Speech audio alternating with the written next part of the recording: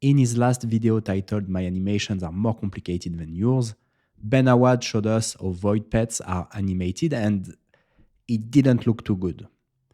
And in this video, we're going to see if we can get to something smoother using React Native Skia. Hello, React Native developers. I hope you are well. William here, recording from beautiful Zurich, Switzerland. Before we dive into the nitty-gritty of these path animations, I wanted to mention that I find Ben's video to be a really great example of the power of learning in public.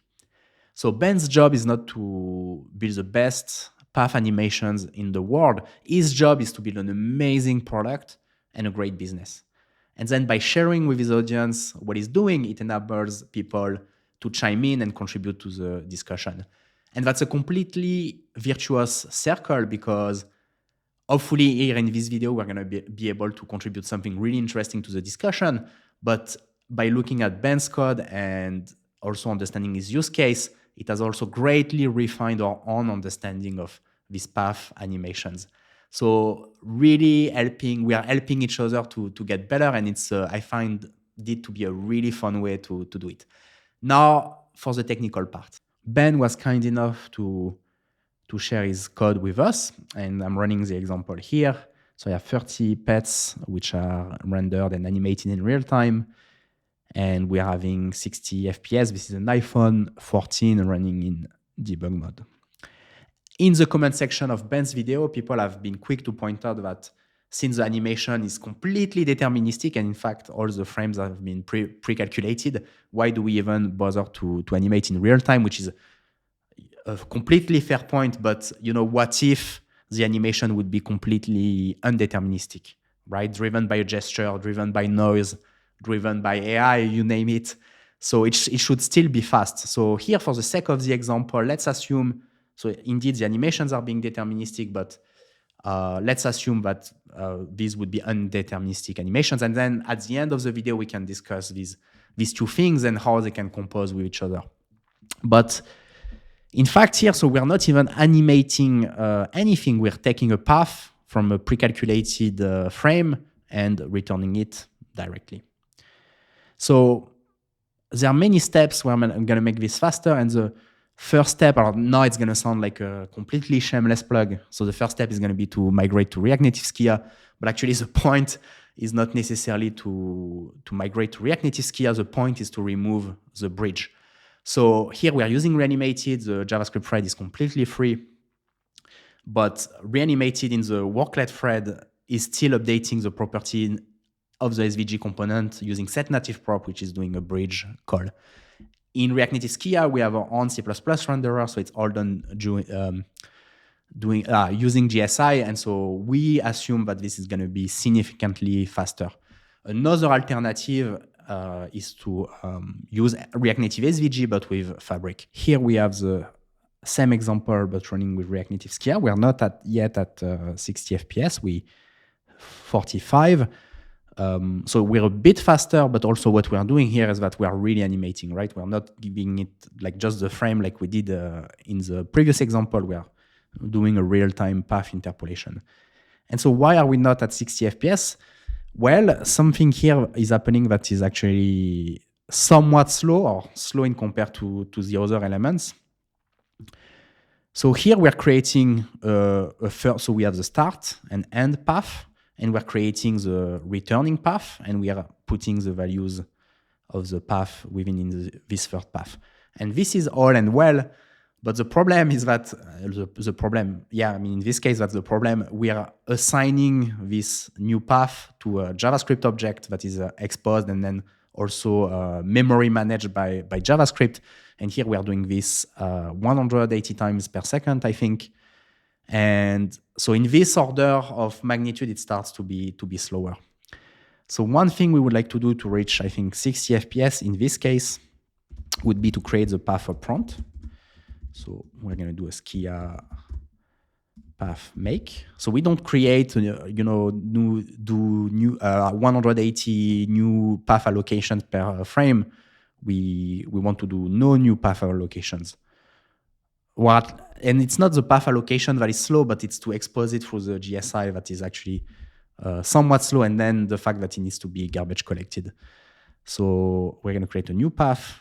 And here, I guess I shouldn't have side effects into use derived value. So I could have use animated reaction. But what I can do here is Skia path interpolate from path interpolation. I can give the start and the progress value, and then the path where I want to store the result. So here we are not creating a new path on every frame. And so now we are really at 60 FPS. You see the memory consumption has decreased dramatically. It's because now we are not creating these 180 objects per frame, which need to be garbage collected. And so if the memory pressure is low, they might stay a long time in memory. Hey, hi, William editing here from beautiful Zurich, Switzerland. So these void paths, they got me thinking a lot. And because especially since the animation is really so simple and almost so deterministic, right? And you might be watching the video and thinking like, oh my gosh, this animation is so simple. Why do we make it look so hard? And the idea is that, the techniques we're showing hopefully will work for more complex animations. But so I drew some paths in React Native Skia here. I have some, I guess, am I rebuilding void paths in React Native Skia? Maybe, I don't know. But then what we can do, what would be really nice is to have a way, so we have path effects, and maybe we could apply noise as a path effect, then it's done like completely declaratively. Actually, we don't have such a path effect yet, but maybe also we should have like an interpolation path effect. So it would allow us to do like these path animations super declaratively. But we can play some tricks. If you've watched the Joy of Painting videos, you know probably where I'm going. But we can maybe try to apply two paths. So the first is a discrete path effect. And we're going to, so I think it's length maybe. And so the length, let's take something small, maybe 15. And I think there is deviation, and the deviation is the part that we're going to animate. So I think I need to reload here. So you see it gives like this breathing effect, and then I can round some of the paths here. Here I'm applying the effect for all the paths, but you could select the effects depending on the path. You could apply also a different, because now they're all breathing at the same time, so it's not good. But is that, a small maybe corner radius. So now they're a bit more rounded. So these are not the appropriate path effects for these animations, but maybe we will provide more sophisticated path effects. I think all we need to do is to apply some noise on some cubic Bezier points, things like this. And also an interpolation path effect would be great, because then we could compute the resulting path using noise and so on, but it would be pre-computed, and then we would just say, okay, interpolate this declaratively. So anyways, I hope I'm not going too crazy about these void paths, but let's go back to the video. And this API, so now that's the awkward part, is that this API is actually not yet available in Skia. We have made a PR for it. We still need to discuss some details.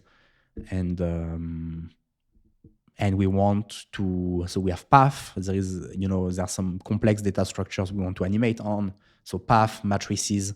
And so we might want to offer the same mechanism for instance, transformation matrices. So we have also, examples with complex gestures and animations where we might benefit also from such optimization.